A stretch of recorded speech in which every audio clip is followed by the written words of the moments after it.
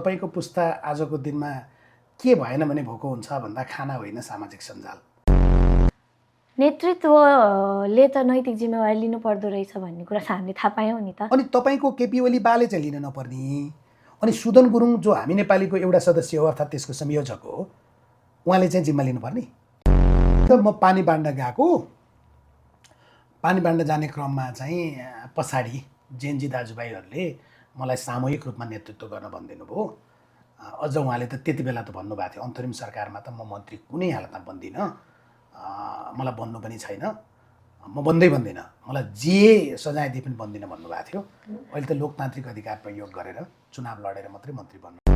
अनि त्यो 76 जना मान्छे मर्दा हजुर 19 जना तपाईँ जस्तै साथीहरूमाथि त्यो पनि कलेजको ड्रेस लाएको बेलामा गोली चल्दा तपाईँको यो अन्याय भन्ने चाहिँ कहाँ गएको थियो?